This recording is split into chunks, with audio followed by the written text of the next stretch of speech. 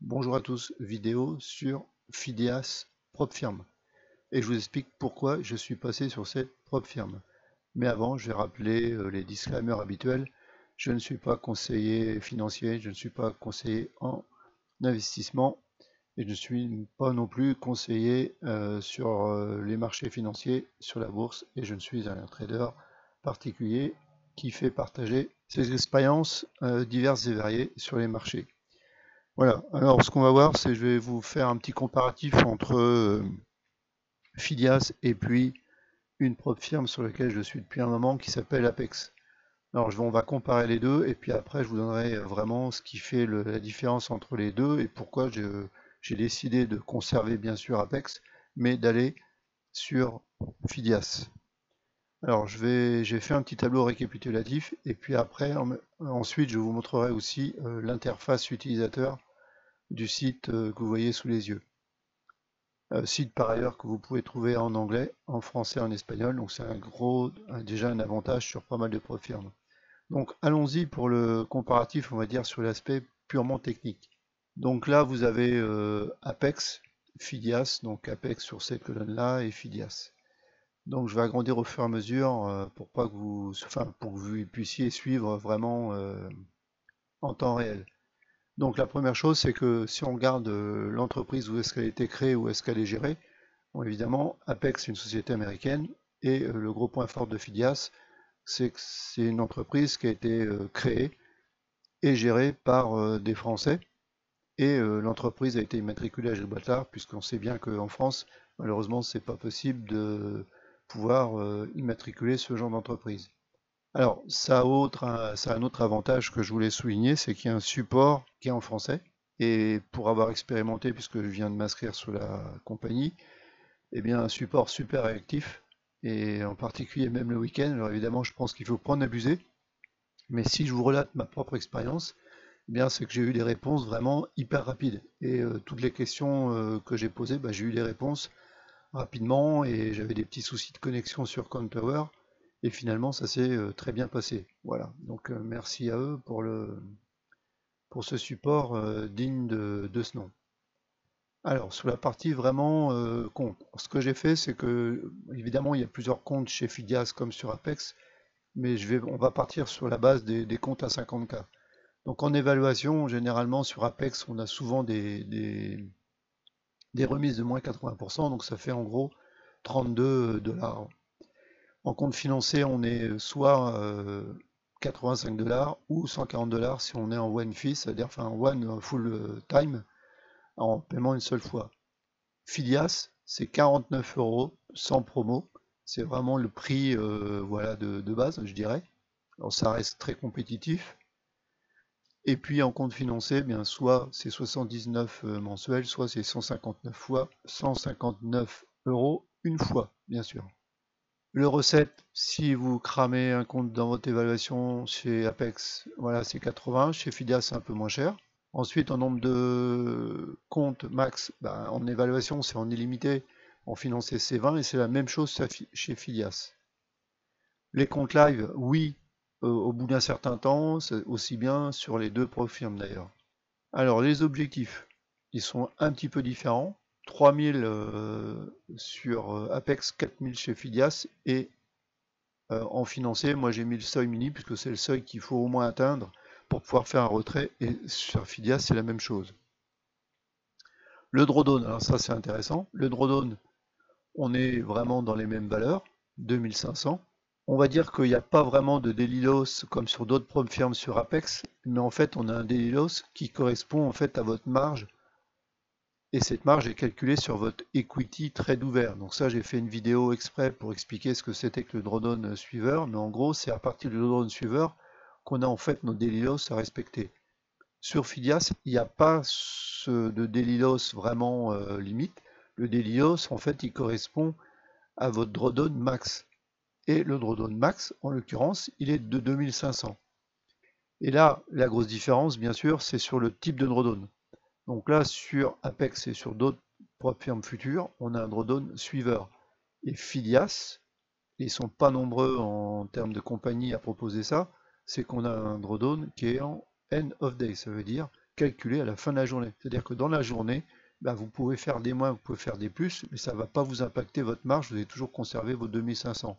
C'est beaucoup plus simple de gérer avec du end of day. Ensuite, on va passer sur les tailles de contrat. Donc là, en termes de règles. Donc, dans les deux cas, de toute façon, je dirais qu'il faut avoir une régularité sur la taille de contrat. Vous ne pouvez pas faire, admettons, 10 contrats et puis après, un seul contrat. C'est vraiment dans la même session, ça ne serait pas logique. Il y a quelque chose qui ne va pas. Et en termes de cohérence, bien sûr, c'est si vous tradez le YM par exemple et le MYM, bah, faut qu'il y ait une cohérence. Si vous voulez adapter votre taille de lot en YM par exemple, surtout sur des comptes à 50K, c'est ce que je fais, bah, évidemment qu'il faut être une cohérence par rapport au marché et par rapport à la volatilité du marché. Entre le matin et l'après-midi, bah, évidemment, voilà, il y a du bon sens à avoir. Donc dans les deux firmes, c'est ce qu'ils souhaitent. Le martingale, c'est-à-dire moyenner, renforcer, on part en perte, non, ça clairement non. Le moyen âge en perte, avec les nouvelles règles de Apex, ils ont précisé dans la dernière vidéo que c'est un seul moyen âge. Voilà, donc il faut éviter en fait, voilà, chez Fidias, c'est pas précisé, mais on peut penser que dans le bon sens, pareil, si on veut être un trader sur le long terme, bah, il faut éviter les moyen âges, il faut mieux rentrer, appliquer sa stratégie, et voilà. Alors, mettre un TP dès l'entrée, chez Apex, comme mettre un stop, c'est vraiment, faut le faire. Alors, c'est peut-être pas forcément dès la première seconde, mais en tout cas, rapidement, faut le faire. C'est pas précisé chez Fidias, mais comme je l'ai noté ici, c'est conseillé. Ensuite, on a le ratio risque-gain. Donc, il faut sur Apex, il ne faut pas dépasser maxi 4. C'est pas précisé sur Fidias, mais encore une fois, je pense que cette règle-là pourrait s'appliquer à Fidias. C'est pas précisé en termes de chiffres, mais en termes d'analyse, j'imagine que c'est la même chose. Décaler son stop sur Apex, à partir du moment où vous avez posé posé votre trade, et que vous avez mis votre stop, faut pas décaler votre stop. En tout cas, faut pas, vous pouvez le décaler si vous le remontez, break-even, etc. bien sûr, mais il faut pas le décaler pour dépasser son ratio, quoi. C'est-à-dire le mettre vraiment, je sais pas moi, à 100 points, et puis mettre un TP qu'à 10 points. Ça marchera pas sur Apex. C'est pas précisé non plus sur Fidias, mais voilà, ça paraît du bon sens. Les règles de cohérence sur les comptes financés.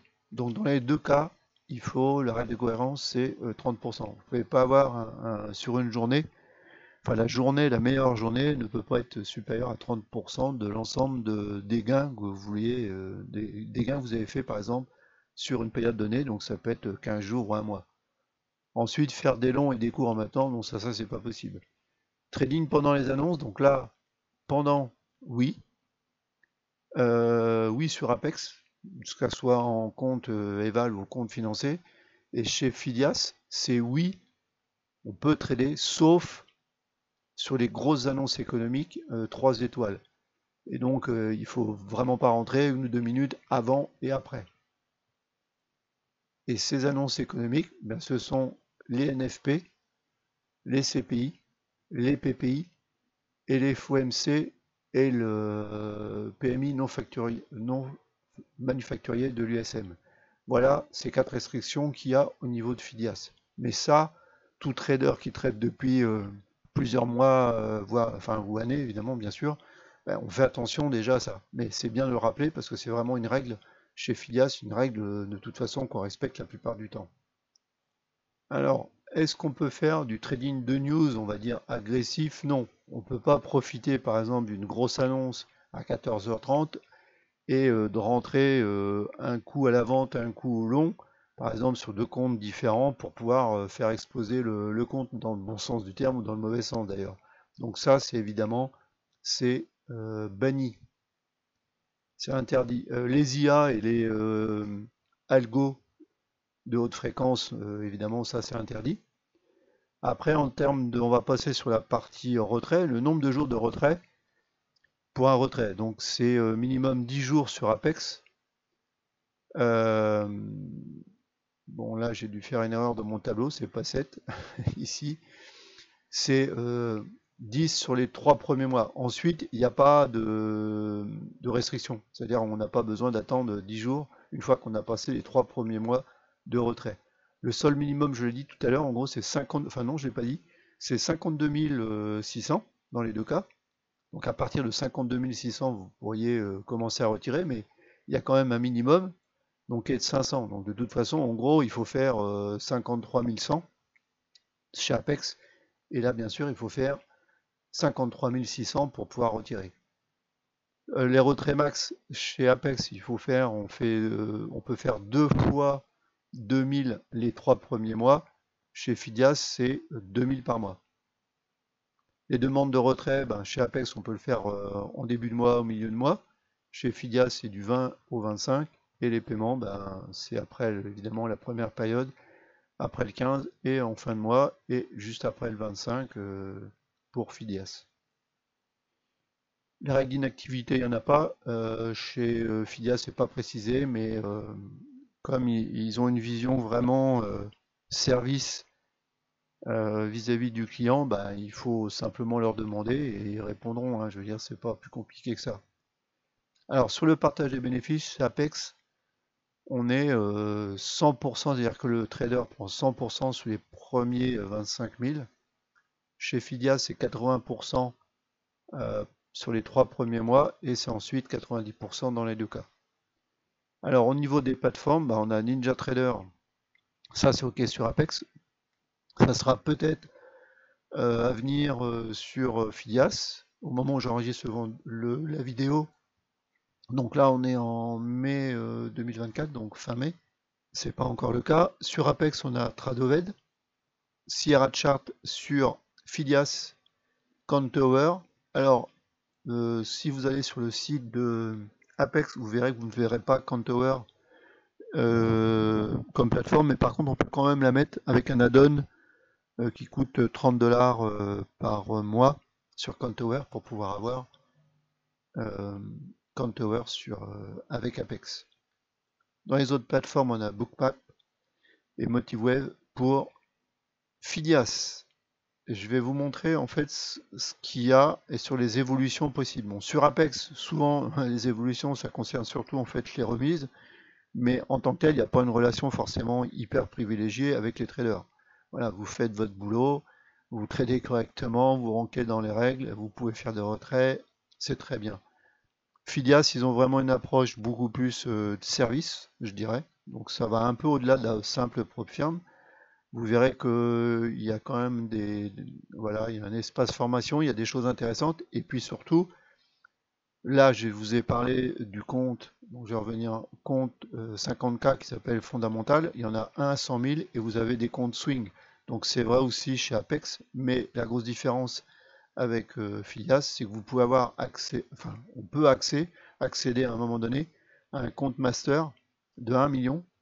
Et pour cela, il faut 20 comptes donc financés et avec 3 mois de retrait.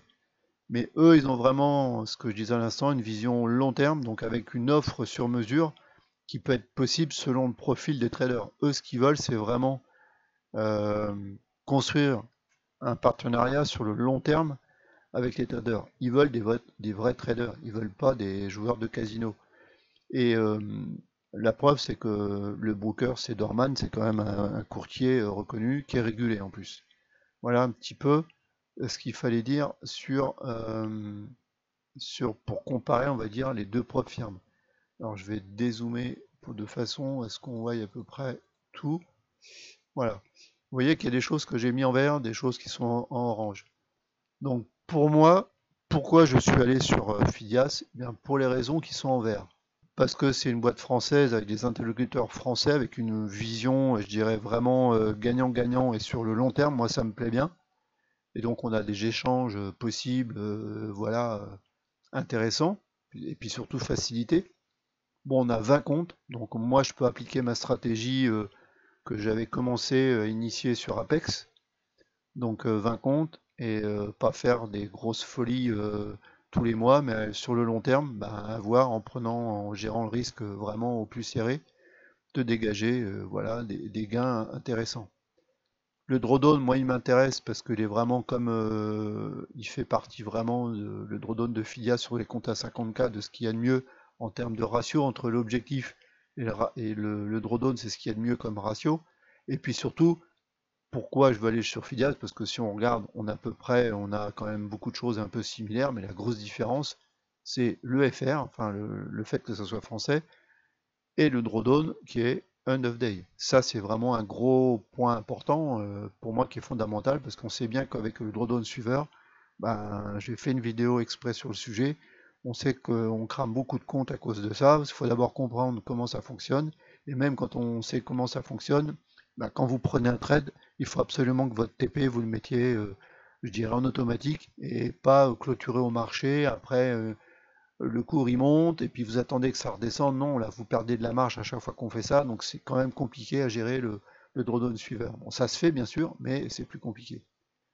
Le petit bémol que je mettrais pour Fidias, c'est il faut quand même atteindre les 1000 euros en retrait mini. Bon, par rapport à d'autres prop firmes, bah, c'est un petit peu plus élevé. Et puis bah, le split, mais bon, après ensuite c'est équivalent, donc voilà. Moi je pense qu'il faut Fidias, de mon point de vue, c'est plus safe, on va dire, en termes de drawdown, de maîtrise de risque. Il faut jouer la régularité. On a plus de souplesse à la limite pour gérer notre risque. Et puis si on vise le long terme, je pense que c'est vraiment une entreprise qui va être hyper intéressante. Et puis évidemment, si vous faites partie des traders qui arrivent à avoir des comptes PA réguliers et sur le long terme, ben, Fidia, ça peut être une boîte pour vous. Donc, je précise, hein, la vidéo, elle n'est pas sponsorisée par Fidias, même si, bien sûr, vous trouverez d'ailleurs en description dans la vidéo, sous la vidéo, le lien pour aller visiter Fidias, et je m'en cache pas, c'est bien un lien affilié.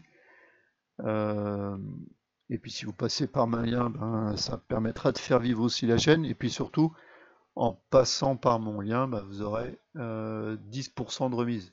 Donc vous verrez, il y a un code Passion Trading, ça vous permettra d'obtenir 10%. Je fais la vidéo pour montrer ce que moi je fais, hein, je rappelle. D'ailleurs, je vais vous montrer le dashboard, au-delà de la réflexion sur l'aspect technique. Donc le site, bon là vous avez évidemment tous les sortes de comptes. Donc je vous l'ai dit, un compte fondamental à 50K, un 100K, un swing à 50K et un swing à 100K. Et puis ensuite, il y a un challenge là 10K et le fameux compte master. Voilà, ben, on serait tous heureux d'y arriver. Vous avez une page qui est vraiment bien faite. C'est à partir d'ailleurs de cette page-là que j'ai fait le tableau récapitulatif, mais vous voyez vraiment le détail. Et c'est ça que moi j'aime bien aussi chez Fidia, c'est que c'est clair. Quand vous lisez les règles, vous les comprenez. Et il n'y a pas d'entourloupe, quoi. Donc vous voyez toutes les règles, vous les faites défiler. Il y a vraiment, c'est bien fait, c'est bien expliqué. Donc voilà, c'est vraiment, vous voyez, il y a de quoi lire, mais c'est clair, il n'y a pas, voilà, il n'y a pas d'ambiguïté sur le sujet. Voilà, vous lisez ça, tout ça, c'est très très bien.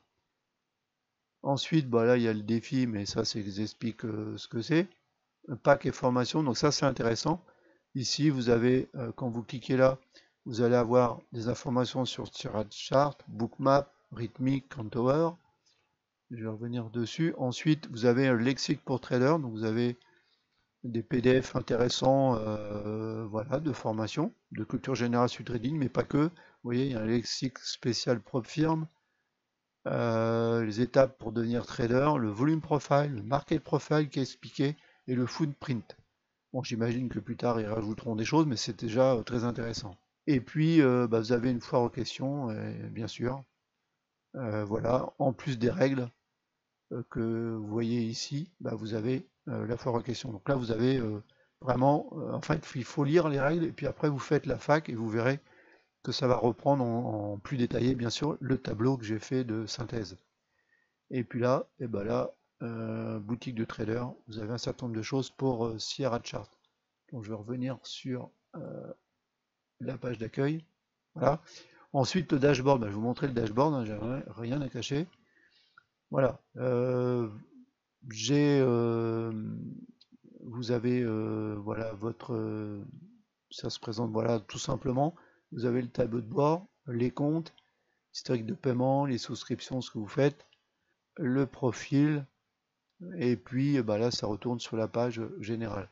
Donc là vous pouvez aller voir quand vous faites vos comptes, bah, vous voyez votre compte et puis vous voyez où vous en êtes en termes de PNL, etc. Voilà un petit peu ce qu'il y avait à dire sur Fidias PropFirm.